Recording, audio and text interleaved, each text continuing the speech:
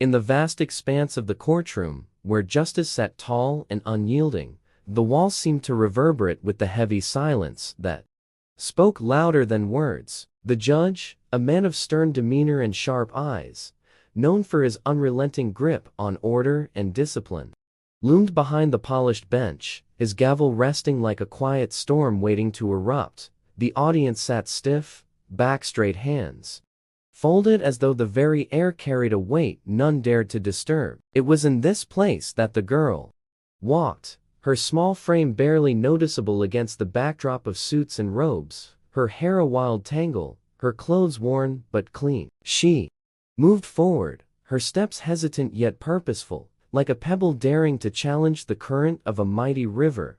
All eyes turned toward her, some curious, others annoyed, a few bemused. Whispers began to ripple through the courtroom, but they were quickly silenced by the judge's gaze. She stopped at the center of the room, clutching the hem of her faded dress, her hands trembling slightly, but her chin lifted high. The judge peered down at her, his expression a mix of irritation and confusion. This was no place for interruptions, much less from a child who seemed to belong to a world far removed from the grandeur and rigidity of the legal proceedings. He adjusted his glasses, leaning forward as if to pierce through her small stature with his penetrating gaze. "Do you want?" His voice thundered across the room, though there was no malice, only the raw authority that demanded answers and swift resolutions. The girl's lips parted for a moment, but no sound emerged, her throat working to form words that seemed caught in a web of hesitation. She stood there, a fragile figure beneath the towering scrutiny of adults whose lives were measured in statutes and paragraphs. The audience grew restless, shuffling in their seats, a collective impatience swelling like a tide, threatening to drown her courage. Yet she did not retreat. Instead, she took a small step forward, her tiny feet seeming to echo against the polished tiles of the floor.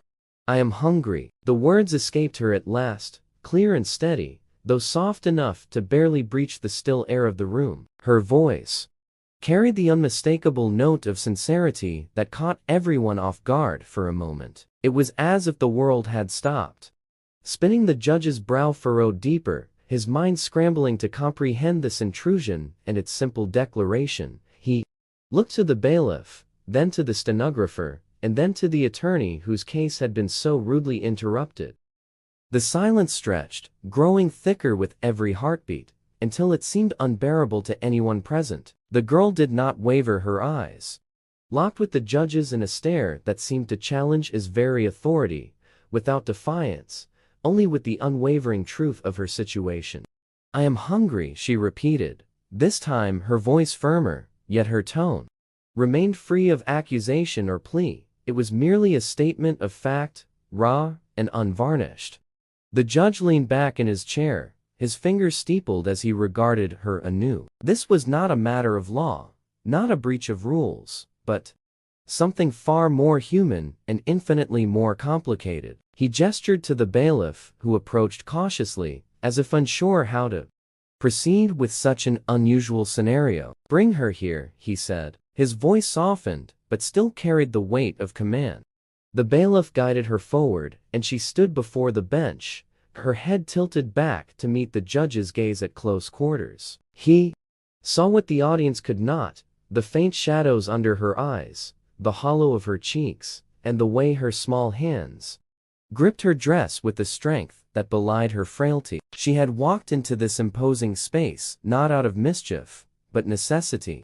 "Where are your parents?" the judge asked, though he already suspected the answer that flickered in her downcast eyes. "Gone," she said simply, a word that carried the weight of 1,000 unspoken stories. No elaboration, no tears, just a truth laid bare before the court that seemed too large to hold it.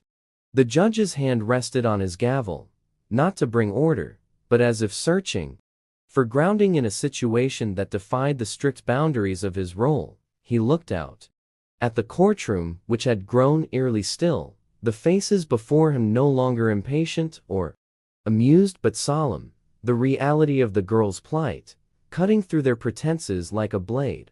"The court is recessed," he declared, his voice steady but tinged with something that had not been there before, compassion. The audience murmured in surprise. As they began to rise, unsure of what this meant for the case they had come to witness, the judge descended from his bench, approaching the girl with measured steps until he stood before her, his towering frame bending slightly to meet her gaze on equal ground. "What have you eaten today?" he asked, his voice barely above a whisper, but the weight of his question pressed heavily against the walls. "Nothing," she replied, her voice unwavering, though her eyes darted briefly to the floor, as if embarrassed by her answer. He straightened his posture and turned to the bailiff, instructing him to bring food immediately and to ensure she was cared for until the proper authorities could be contacted. The bailiff nodded swiftly, disappearing through the door, while the audience watched the scene unfold with a mix of awe and unease. The girl was guided to a chair, where she sat swinging her legs lightly as if the gravity of the moment was lost on her, or perhaps too familiar to faze her entirely. The judge returned to his bench, his expression unreadable as he picked up his gavel once more, this time not as a weapon of order, but as a shield against the chaos of the world that had spilled into his courtroom. The food arrived, sandwiches and juice hastily gathered, but sufficient to still her hunger. The bailiff placed the plate before her, and she began to eat, slowly, deliberately savoring each bite, while the courtroom watched in a silence that felt almost reverent. The judge observed her too, his stern visage softened by the weight of what he had witnessed. This child had not come to disrupt, but to survive. Her intrusion was not an act of defiance, but a cry for help that had pierced through the walls of procedure and protocol, forcing all present to confront a reality they often chose to ignore. When she had finished eating, she looked up at the judge, her eyes brighter now, but still carrying the shadows of her past. "Thank you," she said, her voice barely audible, yet carrying the weight of her gratitude. The judge nodded once, a solemn gesture that spoke volumes without words. He ordered the clerk to contact child services, ensuring that the girl would be placed in a safe environment, but his gaze lingered on her for a moment longer, as if committing her small, brave figure to memory, a reminder that justice was not merely about laws, but about humanity.